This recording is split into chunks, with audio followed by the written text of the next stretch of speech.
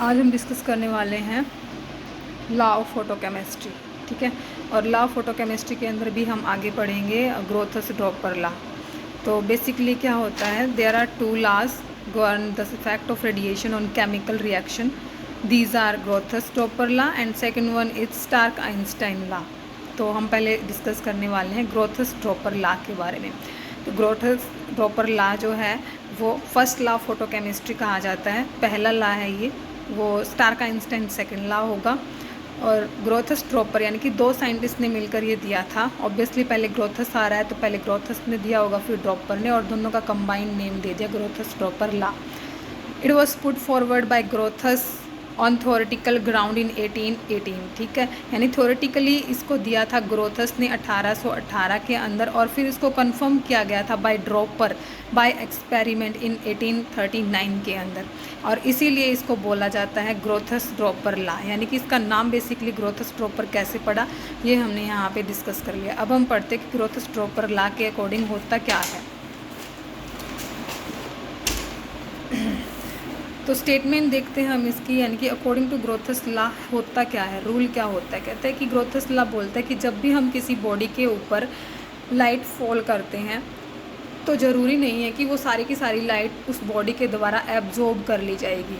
हो सकता है कि उसका कुछ पार्ट रिफ्लेक्ट हो जाए, कुछ ट्रांसमिट हो जाए, और जो थोड़ा बहुत बचेगा वो उसके द्वारा एब्जॉर्ब कर लिया जाए। तो यही है ग्रोथस ड्रॉपर लॉ। कहते हैं कि when light falls on a body, A part of it is reflected, A part of it is transmitted and rest of it is absorbed, ठीक है। कुछ उसका हिस्सा ट्रांसमिट हो सकता है, कुछ रिफ्लेक्ट हो सकता है, और जो बचेगा वो एब्जॉर्ब होगा। It is only the absorbed light which is effective in bringing about a chemical change. और जो पार्ट उसने एब्जॉर्ब किया है ना लाइट का, वही वाला आगे रिएक्शन को कंटिन्यू करने के लिए काम आएगा। रिफ्लेक्ट हो गई, ट्रांसमिट हो गई, वो कोई काम नहीं आएगी। तो ये हमारा डायग्रामेटिकली हो गया है।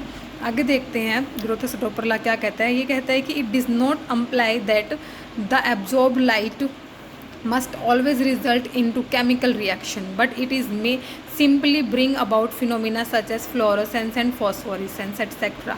कहते हैं कि ये भी ज़रूरी नहीं है कि हमेशा ही जो एब्जॉर्ब की हुई लाइट है वो आगे केमिकल रिएक्शंस को कंटिन्यू करेगी। हो सकता है कि उसने जो लाइट एब्जॉर्ब करी है वो उसको फ्लोरोसेंस या फॉस्फोरेसेंस फिनोमिना के थ्रू अमिट आउट कर दे, यानी अमिट भी तो कर सकती है ना वो, उस लाइट को अमिट करके वापस ग्राउंड स्टेट में भी वो जा सकता है। तो ये भी हो सकता है कि एब्जॉर्ब वाली लाइट है वो आगे केमिकल रिएक्शन को कंटिन्यू ना करे, जबकि वो फॉस्फोरेसेंस या फ्लोरेसेंस शो करे और अमिट आउट कर दे अपनी एनर्जी को जो उसने एब्जॉर्ब करी थी।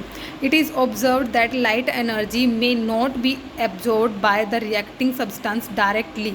और ऐसा भी हो सकता है कि जो हम लाइट उस बॉडी के ऊपर सब्सटेंस के ऊपर डाल रहे हैं वो डायरेक्टली उसको एब्जॉर्ब ना करे, but may be absorb by some other substance present along with a reacting substance. बल्कि उसके पास में पड़े हुए उसके जो रिएक्टिंग मॉलिक्यूल्स है, जो उसके नेबर मॉलिक्यूल है, वो उस एनर्जी को एब्जॉर्ब कर ले, and the energy thus absorbed is then passed on to the reacting substance which then starts reacting. और वो जो उसको नेबर वाले मॉलिक्यूल है वो एनर्जी को फिर पास करेंगे अपने रिएक्टिंग मॉलिक्यूल को, और फिर आगे जो है रिएक्शन स्टार्ट हो जाएगी। और इस प्रोसेस को बोलते हैं फोटोसेंसिटाइजेशन रिएक्शन। यानी कि सीधा डायरेक्ट उससे बात ना करके हम किसी के थ्रू उसके पास मैसेज पहुंचाते हैं तो उससे हम बोलते हैं फोटोसेंसिटाइजेशन। यानी उसके नेबर ने पहले एनर्जी को एब्जॉर्ब किया, फिर वो उसको एनर्जी दे रहा है, फिर आगे फर्दर रिएक्शन टेक प्लेस हो रही है, तो इसे हम बोलेंगे photosensitization reaction. So okay guys, this is all about Grotthuss Draper's law. Thank you, bye bye.